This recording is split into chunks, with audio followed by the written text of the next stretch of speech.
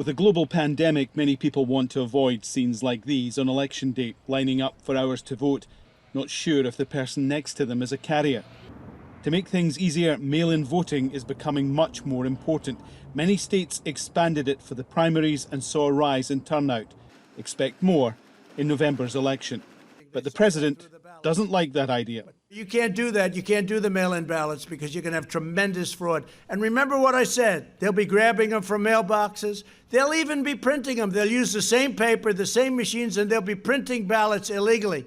And they'll be sending them in by the hundreds of thousands, and nobody's going to know the difference. Jim SHALLECK, a Republican, helps run elections in Montgomery County in Maryland.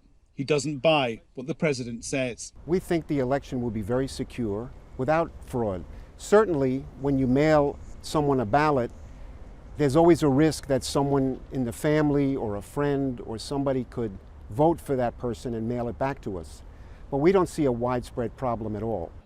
A 2014 study found there were just 31 credible cases of voter fraud in a 14-year stretch, which included more than 1 billion votes cast. But there's a worry that a surge in mail-in votes might leave the post office already under pressure, struggling to cope. These are going to become a common sight across America this election season.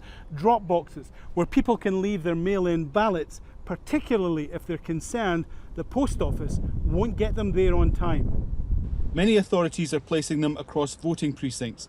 They'll be emptied at least twice a day. When early voting starts, they'll be under 24-hour surveillance. For one company, their boxes can now be found in several states, and they've worked to ensure every vote cast is protected. We've done everything we can to minimize the opportunities for somebody to tamper with the boxes themselves and whatever's inside the box during election season.